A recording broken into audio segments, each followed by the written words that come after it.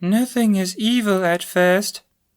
Good show, I jolly say. Not a bad opening line, loyal to the theological spirit of my work, and a succinct way to summarize so much in so few words. Great dialogue, good chap. Galadriel, rocks sink because they're not as spiritually enlightened as ships. I'm sorry, what? Oof, that's a bad line. Something tells me it's all downhill from here. What you said makes no sense, big brother. Don't be like the rock, Galadriel. Be like a ship, as long as no one ships you with a random character in a forced ambiguous romance by the end of the episodes.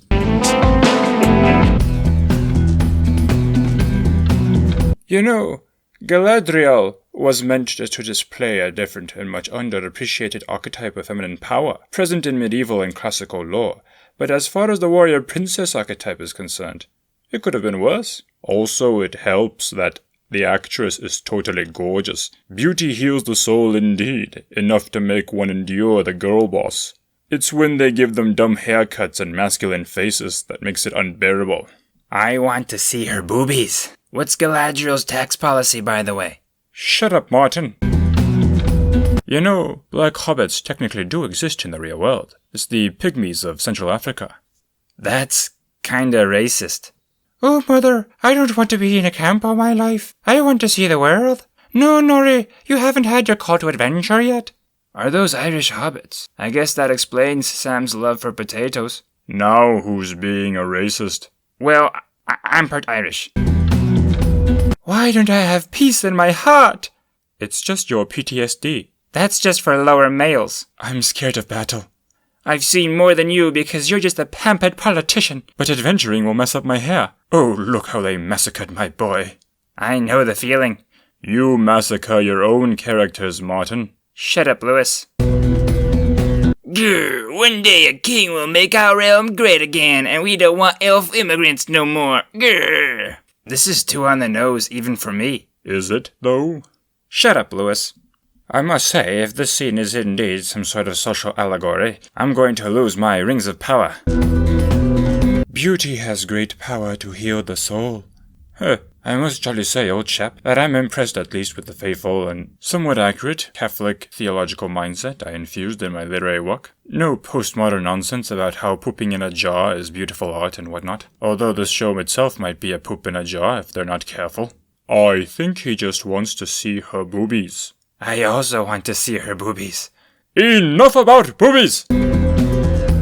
My cow got sick after wandering east. Did it wander into China? No, mad cow disease comes from England. I'm so conflicted. Oh, well, that's unfortunate acting.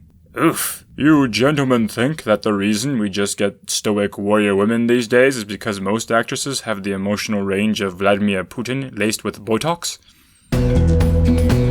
No way. Is that Gandalf?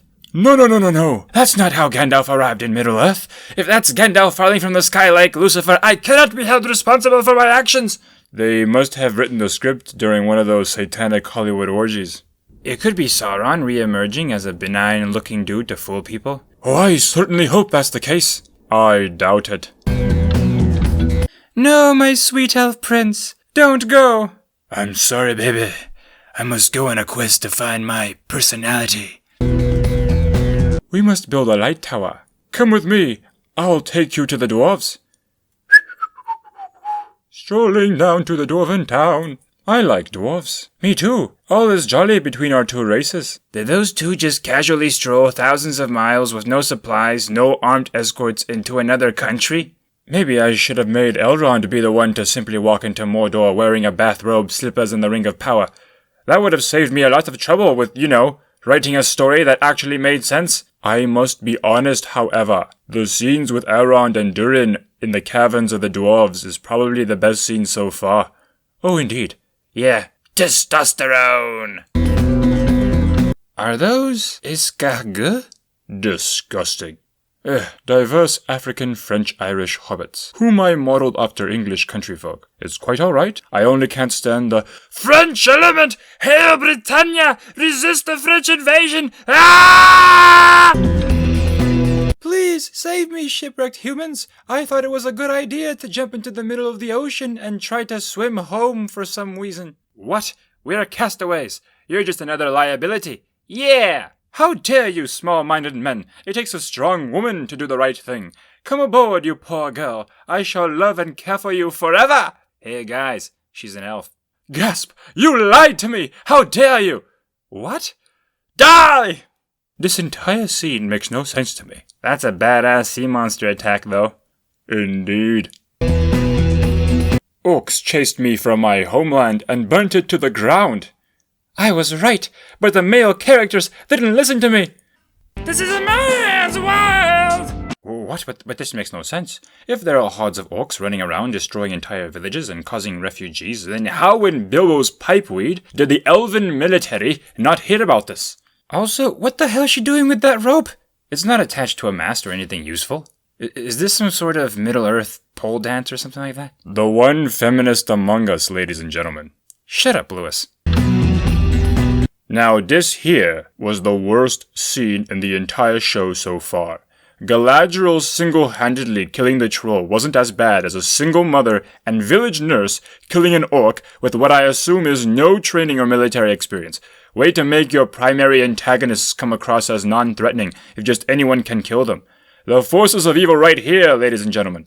Also, we needed a rape scene. Shut up, Martin! Oh, no. They're insinuating these two will be a thing, aren't they? Looks that way, indeed. Boobies! Well, it's finally over. The show is a quarter of the way through, and nothing really happened so far. 2 out of 8 episodes to just walk around the set pieces and locations wandering around looking for a central plot.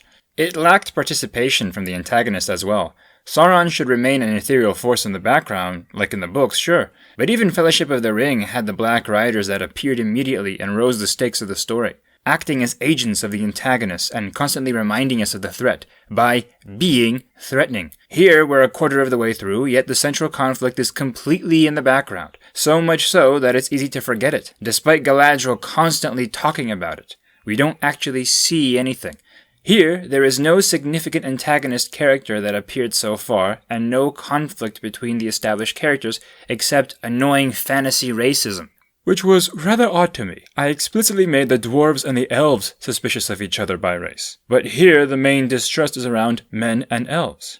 To the point where, in some scenes, the characters seem irrational in their prejudices. Could have been way worse, though. They could have made Elrond gay for no reason. No! Well, that's it for the silly little parody.